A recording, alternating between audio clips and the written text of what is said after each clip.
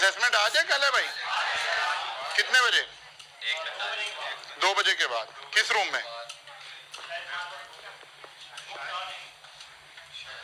तो उधर मैच भी दिखाएंगे साहब? नहीं दिखाएंगे, खाली असेसमेंट का ही मैच चलेगा। पता ही है हमें, हर दूसरी टीम जीतेगी। मतलब इसमें इतनी परेशानी की बात कौन सी है? हैं? हमें भेजने का एक्सीडेंट हो गया। जी जी, एसी ऑन करवा दें काइंडली। बंद कर देते हैं बच्चे, सारे एसी तुम लोगों ने बंद किए यार। ये एसी ऑन, इधर आओ, ये इधर आओ, इधर आओ, यहाँ से ऑन करते हैं। अच्छा यार, बाहर से किसी को बुलाओ।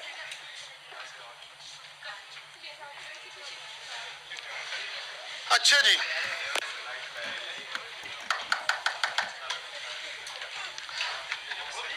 बिस्मिल्लाहिर्रहमानिर्रहीम। हम लोग इनकम फ्रॉम सैलरी पढ़ रहे हैं और सैलरी की एक अदर डेफिनेशन हमने देखी थी। अब ऑलमोस्ट हम उसके बहुत सारे एरियाज जो हैं वो कवर कर चुके हैं और फर्दर कुछ आगे चलते हैं। हमारी गुफ्तगू हो रही थी regarding employee share scheme. Employee share scheme, employee share scheme. अच्छा जनाब, हम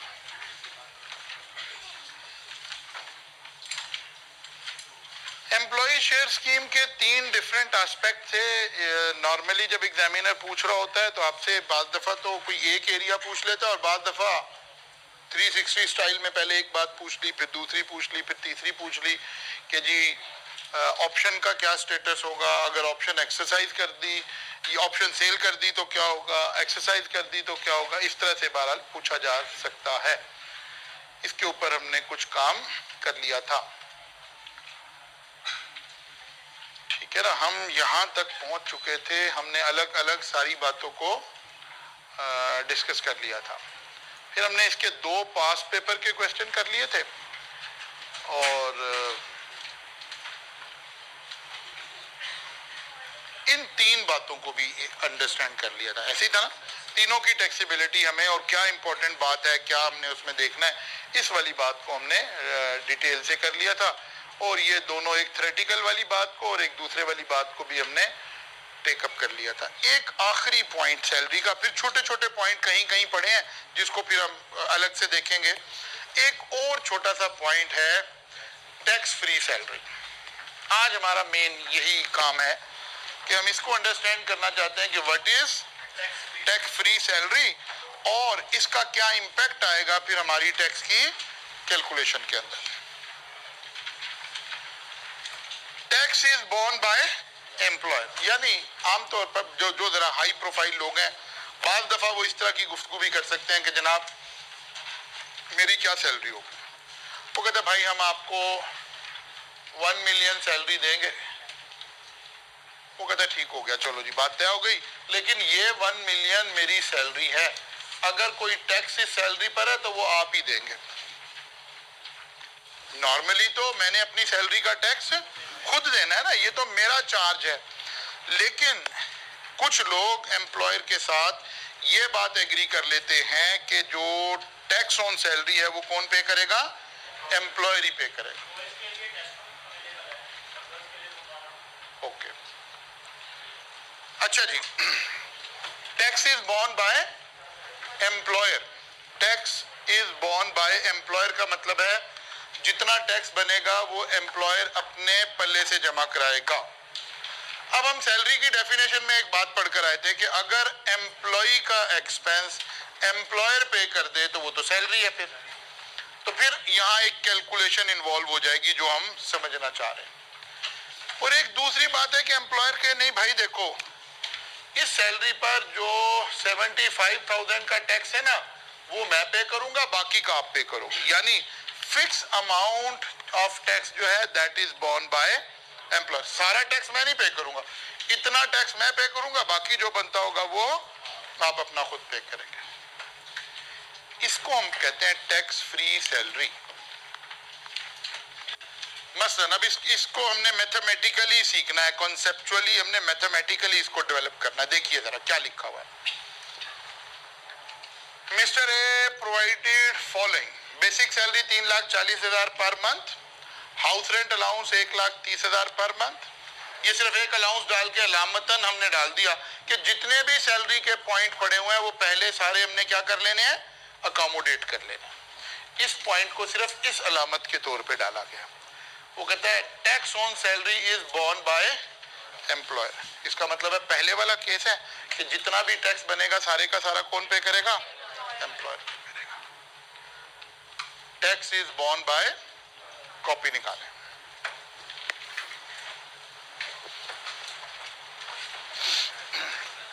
tax is borne by employer.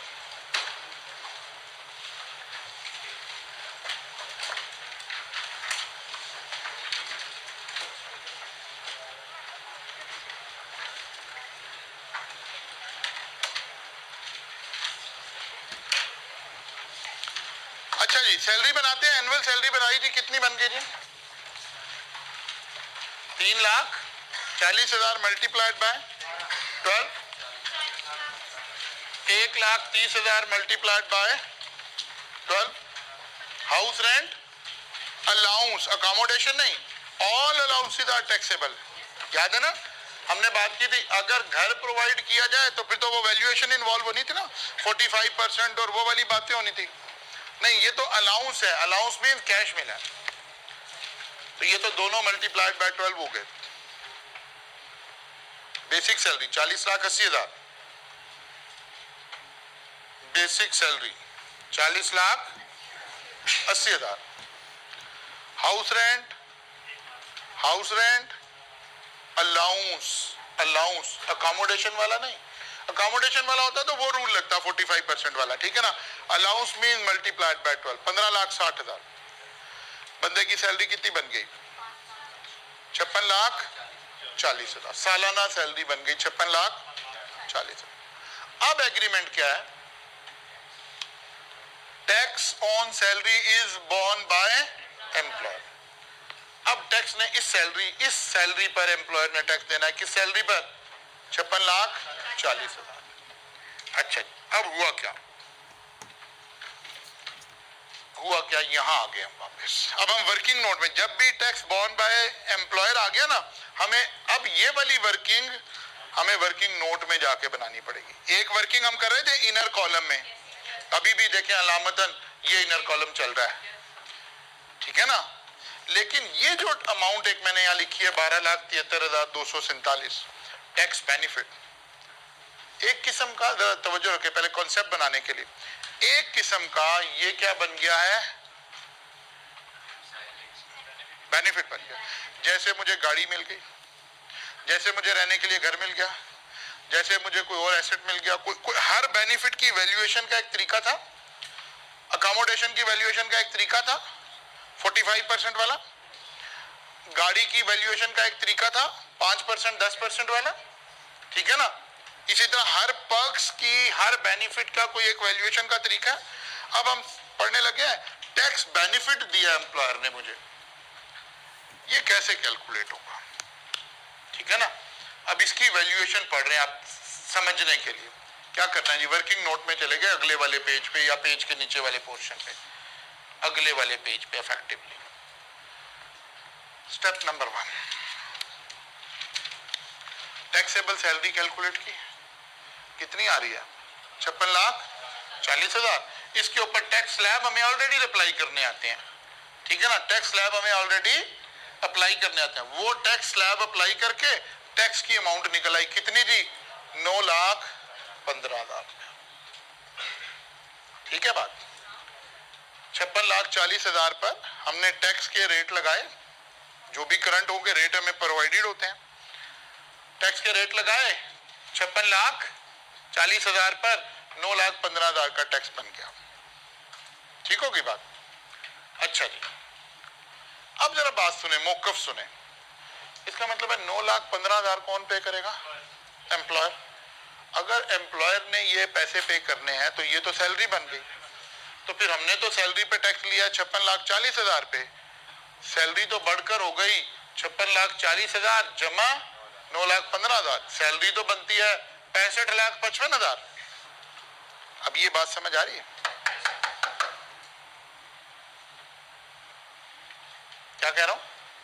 Salary 56,40,000 नहीं रही, जब 9,15,000 का बेनिफिट ऐड किया तो सैलरी तो एक्चुअली बन गई है 65,55,000, तो टैक्स तो इस पे देना था। दोबारा टैक्स कैलकुलेट किया, स्लैब दोबारा लगाई, जब दोबारा टैक्स बनाया तो पता चला ये तो बनता है 11,85,000।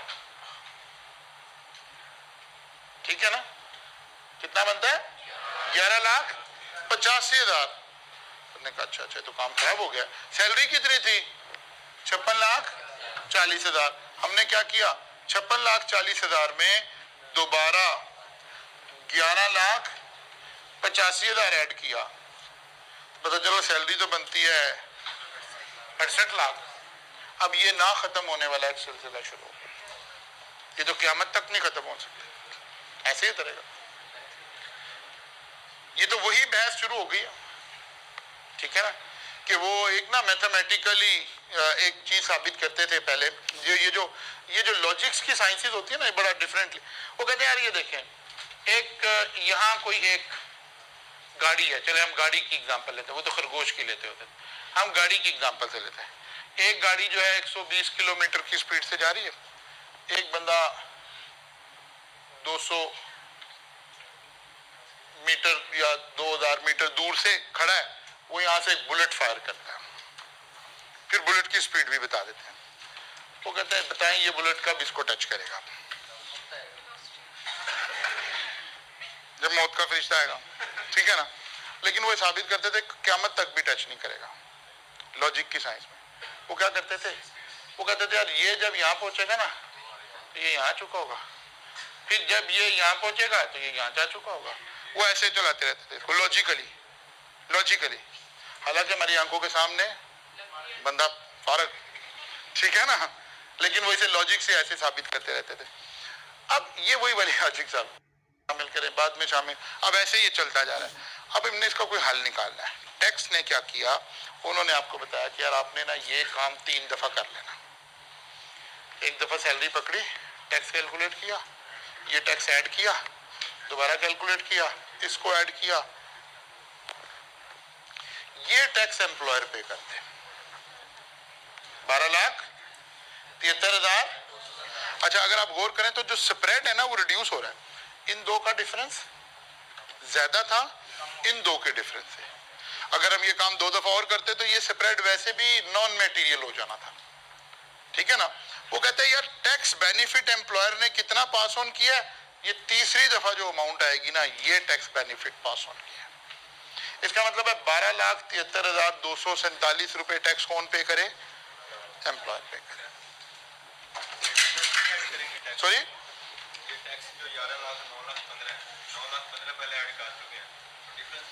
ये ठीक है, अगर आप डिफरेंस ऐड करना चाह रहे हैं तो फिर जो पहले वाली फिगर है वो लेके चले।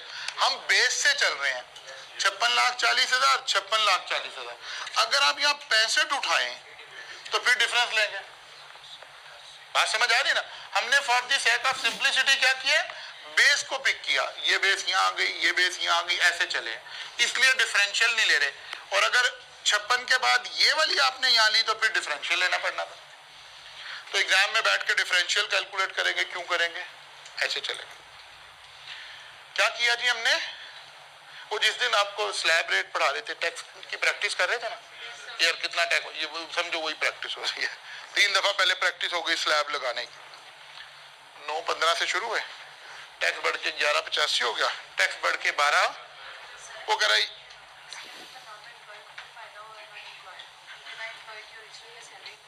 नहीं फायदा हुआ ना, कैसे नहीं हुआ फायदा? नहीं फायदा कैसे नहीं, पहले मुझे बताना, एम्प्लॉय को कैसे फायदा नहीं हुआ? मेरा खर्चा ये 9,15,000 मेरी सैलरी से जाने थे, 56,40,000 रुपए में से 9,15,000 मेरी सैलरी से जाने थे जो नहीं गए, तो मुझे बेनिफिट हुआ है कि नहीं हुआ?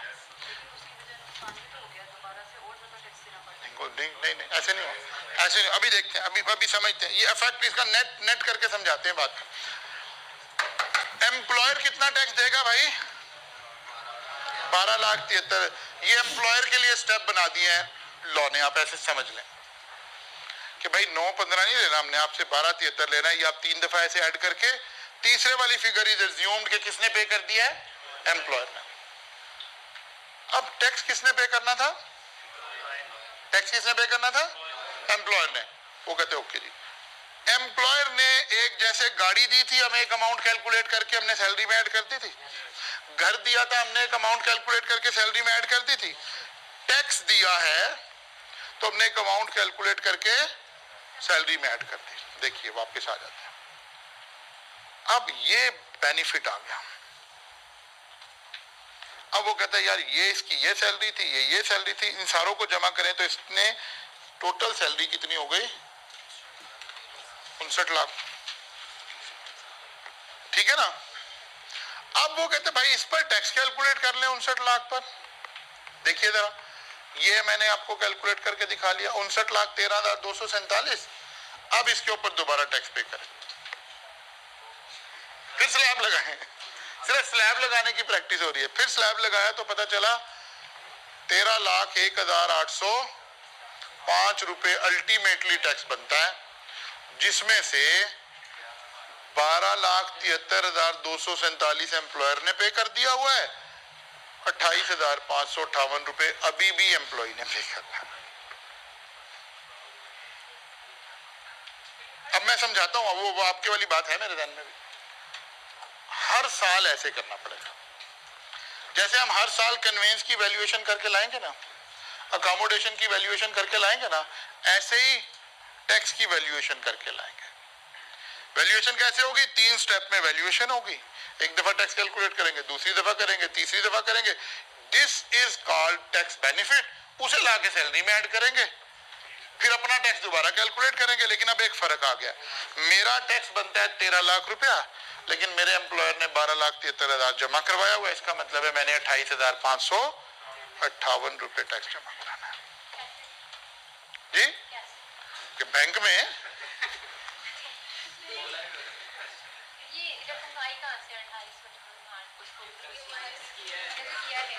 हम अल्लाह से अपने गुनाहों की तौबा चाहते हैं। ठीक है ना? आइए वापस आए, इधर आ जाए। पहले पूछना पड़ेगा कि ये 6.9 मिलियन कहां से आया है? ये सैलरी है, कैसे आई है? ये एम्प्लॉयर ने जो कुछ पे किया है उन सारों को ऐड कर लिया।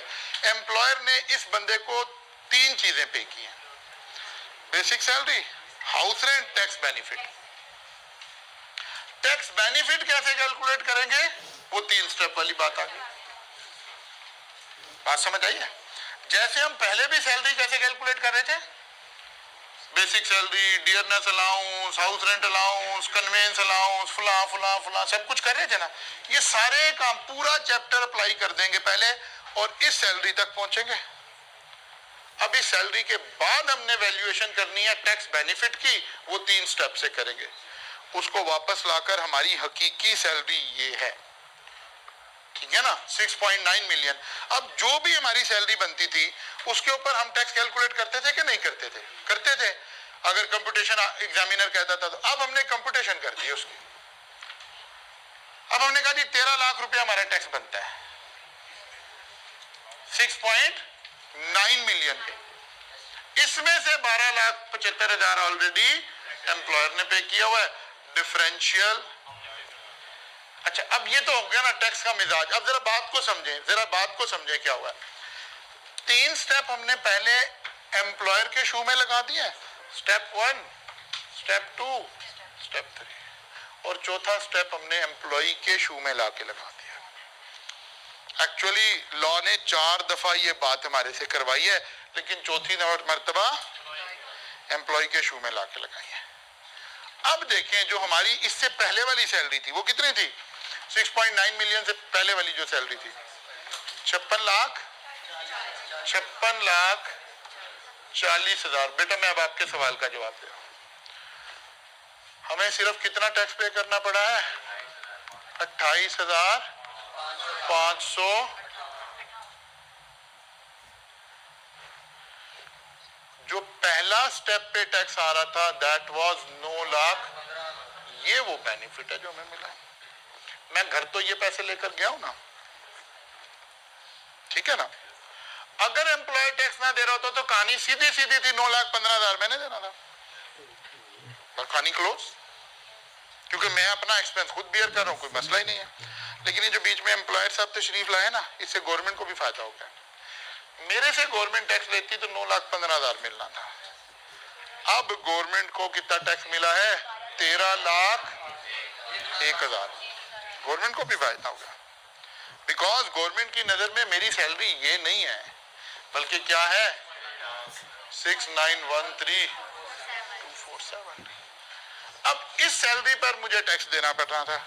इसमें से 12,73,247 मेरे एम्प्लॉयर ने पे किया हुआ है, बाकी का 28,558 मैं पे कर रहा हूं।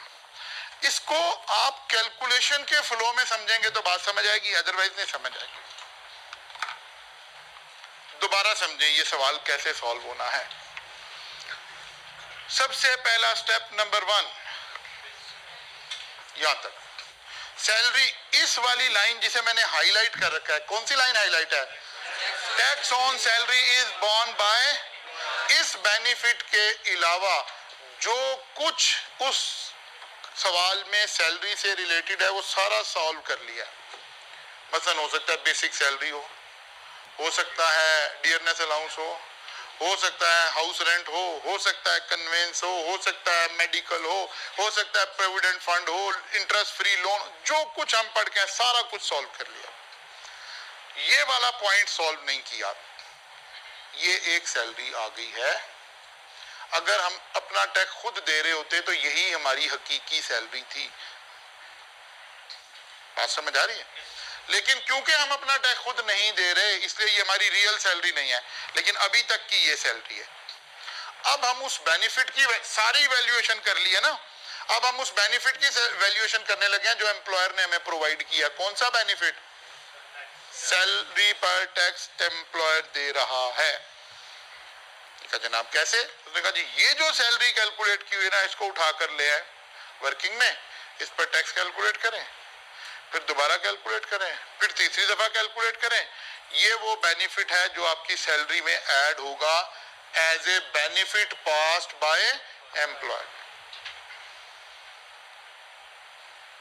बात समझ आई? हम वापस गए अपनी पुरानी सैलरी के ऊपर, उसमें ये बेनिफिट ऐड किया तो पता चला हमारी सैलरी बढ़कर हो गई है 66.9 मिलियन। मैंने कहा जनाब इस पे दें टैक्स, इस पे टैक्स कैलकुलेट कर लिया 13 लाख। लेकिन अब एक फर्क है, इसमें से 12,73,000 एम्प्लॉयर ने पे कर रखा है, डिफरेंशियल हमने पे करना है 28,500। इस 28,558 का बर्डन हमारे ऊपर आया है, बाकी सारा बर्डन 12,73,247 का एम्प्लॉयर ने दिया। अभी आते ना, अगर नहीं लगाना अभी हमने तो आपको दो हिस्से बना रखे तो दूसरा भी पढ़ाएंगे ना। अभी तो पहली वाली बात आ गई, सारा टैक्स एम्प्लॉयर पे कर रहा था। लेकिन अगर आप हाथ से नहीं करेंगे तो क्लास में समझने से समझ नहीं आएगा कभी भी।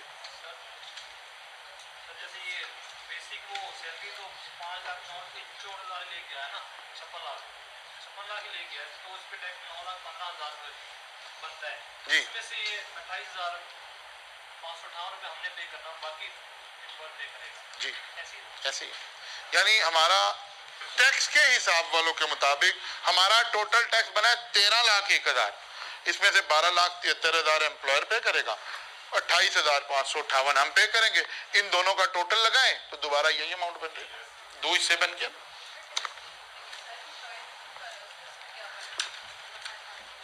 ये पता चलेगा जिंदगी में आपको। मैंने एक लफ्ज इस्तेमाल किया, ये उस बंदे के साथ नहीं हो रहा जो सीवी उठा के फिर रहा है कि जी मुझे जॉब दे दे। ये उस बंदे के साथ हो रहा है जो हाई प्रोफाइल है, वो कहता है भाई टैक्स आपने देना, कहते नहीं सर वो तो आपने देना, कहता ठीक है फिर बंदा कोई और अरेंज कर लो। वो कहता नहीं नहीं जनाब हम ही देंगे, आप क्यों फिक्र कर रहे हैं। बात समझ आ रही है ना? हाई प्रोफाइल लोगों के लिए एक अच्छा एक और भी रीजन, आप एक बंदे को एम्प्लॉय कर रहे हैं जो कि पाकिस्तानी नहीं है, वो कहता है यार भाई आपका मुल्क पता नहीं क्या टैक्स लगा देंगे, मुझे कुछ नहीं पता भाई, मेरे अकाउंट में इतने पैसे डालो, देता हूं सैलरी आपके पास। ऐसे भी एवेन्यूज हो सकते हैं, ये उसकी कैलकुलेशन है, लेकिन टैक्स वाले बाज नहीं है, फिर भी उससे 28,000 रुपए निकलवा लिए। पहला केस, जब सारा टैक्स एम्प्लॉयर ने पे करने की हामी भर ली, ये लफ्ज लिख नहीं आना जो मैं लफ्ज बोल रहा हूं, हमने टैक्स बेनिफिट की वैल्यूएशन की है, समझने के लिए फिर ही समझ आएगा। जैसे कन्वेंस की वैल्यूएशन सीख रहे थे, जैसे अकोमोडेशन की वैल्यूएशन सीख रहे थे, ऐसे ही टैक्स बेनिफिट की वैल्यूएशन का प्रोसेस क्या है, ये प्रोसेस है। हर बेनिफिट की वैल्यूएशन करने के बाद सैलरी में ऐड कर देते थे, ऐड कर दिया, बाद में टोटल टैक्स निकालते थे, टोटल टैक्स निकाल दिया। बस एक फर्क है, ये वाला टैक्स क्योंकि एम्प्लॉयर ने दे दिया तो जाहिर है दोबारा थोड़े देना हमने। कुछ बात समझ आई है? ये लाजमी आपने घर जाकर अपने हाथ से एक मर्तबा इसको कर लेना है। जी स्लैब से देख के निकालनी है, लेटेस्ट स्लैब से देख के निकालनी है। हो सकता है मेरी पिछली स्लैब से निकली हुई हो, स्लैब मैंने अप्लाई करना ऑलरेडी सिखा दिया आपको। जी हर साल ऐसे ही करते हैं, जब तक एम्प्लॉयर टैक्स देता रहेगा। सॉरी, वो टेस्ट के साथ टैक्स स्लैब प्रोवाइड करेंगे हम आपको। जैसे जब कोई मेहमान आपके सामने खाना रखता है तो रोटी भी प्रोवाइड करता है, ठीक है ना, ऐसे ही आईका वाला भी एग्जामिनर यही करता है, हम भी ऐसे ही करेंगे, फिक्र ना करें। अच्छा जी आगे चलते हैं, इसी की प्रैक्टिस एक दफा फिर कर ली। Basic salary 5 lakh, house rent allowance 1 lakh, capital gain. ये सिर्फ एक बात समझाने की मैंने आपको कोशिश की है। आप यहाँ कैपिटल गेन की बजाय आप ऐसे ज्यूम कर लें, इनकम फ्रॉम प्रॉपर्टी, ठीक है ना। अब सिर्फ ये बात समझाना है कि सैलरी पर वो प्रोविजन लगानी है अलग से। जरा तवज्जो करें मैं क्या कह रहा हूं। देखिए, tax on salary is borne by employer. अच्छा जी, क्या हुआ जनाब? Basic salary, house rent allowance, tax benefit, इतने के ऊपर टैक्स बेनिफिट पहले कैलकुलेट कर लेंगे। बात समझ आ रही है? अदर गेन नहीं, सैलरी को सिर्फ लिया, उसका टैक्स बेनिफिट के लिए फिर वही 3 स्टेप लगाने पड़ेंगे, ठीक है ना। पहली दफा टैक्स कैलकुलेट किया, दूसरी दफा टैक्स बेनिफिट किया, तीसरी दफा किया, मैंने दानिस्ता इसे ऐसे छोड़ा हुआ ताकि आप फिल कर लें, ठीक है ना। स्टेप 1, स्टेप 2, स्टेप 3, और ये टैक्स बेनिफिट कैलकुलेट करके लाकर आपने क्या किया, ऐड कर दिया जो भी आ रहा होगा वहां से। अब कोई और हेड ऑफ इनकम है तो वो यहां आ जाएगा, फिर आपका टोटल टैक्स निकलेगा, उसमें से जो एम्प्लॉयर ने पे किया होगा माइनस कर देंगे, बाकी आपने पे करना है। जाहिर है आपने कैपिटल गेन का टैक्स खुद पे करना है, इनकम फ्रॉम प्रॉपर्टी का टैक्स खुद पे करना है, कोई और हेड ऑफ इनकम कल को इनकम फ्रॉम बिजनेस आ जाए वो आपने पे करना है। ऐसे हो रहा होगा। बात समझ आ रही है? अच्छा जनाब, और आगे चलते हैं, एक छोटी सी और प्रैक्टिस एक कर लेते हैं। अब वो दूसरे वाला केस आ गया जो भी आप पूछ रहे थे। Basic salary 3,40,000, house rent allowance 1,30,000, tax of ₹800,000 is to be borne by, वो कह रहा 8 लाख टैक्स मैं पे करूंगा, बाकी आप जानो। हमने कहा तो 2 केसेस हो सकते हैं ना, एक है tax is borne by employer, तो फिर स्टेटस और है 8 लाख का tax is borne by employer, तो वैल्यूएशन की तो जरूरत ही नहीं, वैल्यूएशन तो हुई हुई मिल गई। जरा देखिए मैं क्या कह रहा हूं, ये सैलरी, ये house rent, tax benefit direct 8 lakh आ गया, वैल्यूएशन तो नहीं ना चाहिए। अब ये बिल्कुल वैसी है जैसे अकोमोडेशन प्रोवाइड करें तो वैल्यूएशन करने की जरूरत है 45% वाली, अलाउंस प्रोवाइड करें तो डायरेक्ट अलाउंस ही एक किस्म का। बात क्लियर हो गई? अब इस शख्स की ये सैलरी है, ये इसकी क्या बन गई है, टोटल सैलरी, इसमें से टैक्स बना लेते हैं, उसमें से ये वाला 8 लाख माइनस कर देंगे क्योंकि ये तो एम्प्लॉयर ने पे कर दिया हुआ। ये बात समझ आ रही है? पक्की बात है, लेकिन इसे घर जाके कर लेना है, ये वरना नहीं समझ आनी। ये प्योर कैलकुलेशन का काम हो रहा है।